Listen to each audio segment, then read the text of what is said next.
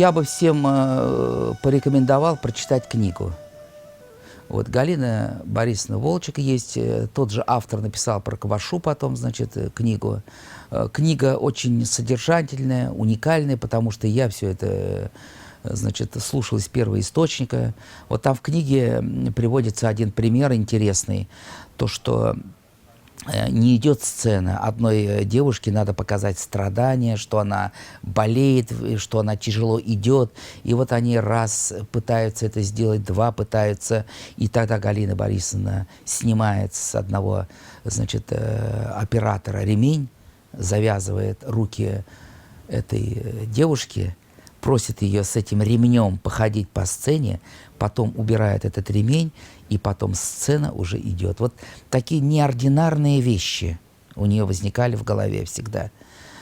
Однажды, это было в разговоре не со мной, я видел это в телевизионной передаче, у нее тоже есть буквально за 2 года перед смертью, она была на передаче у Познера. И Познер ее спросил: что бы вы сказали Господу Богу, если бы Он вам встретился?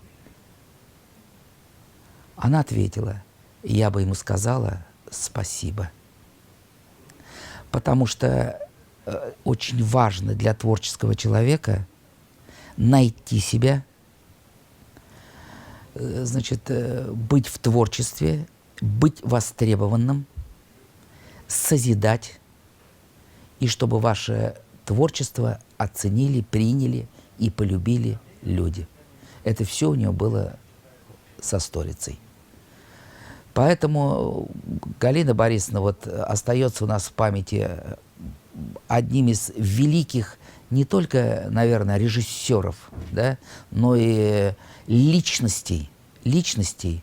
Наверное, она до конца, эта личность, не изучена, не проанализирована. Я считаю, вот ее спектакли такой планки, но сейчас есть театр Вахтангова.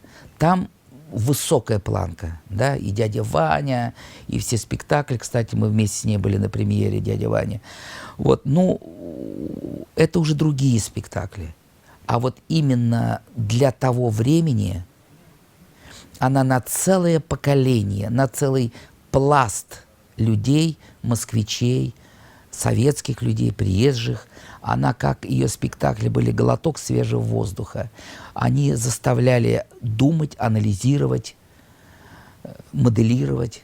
Поэтому вот много хороших режиссеров. Но кого-то рядом по тем временам, даже с моей точки зрения дилетанта, будем говорить, я бы не поставил. И вот если взять, например, историю «Черешневый сад», как она организовывала с коллективом, то, что у нее были уникальные актеры, у нее вот эти замечательные спектакли «Черешневый сад».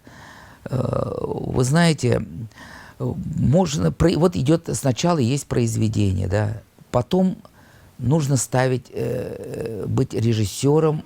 Каждый режиссер по произведению видит что-то свое. Она видела что-то свое. Конечно, она из легендарной семьи.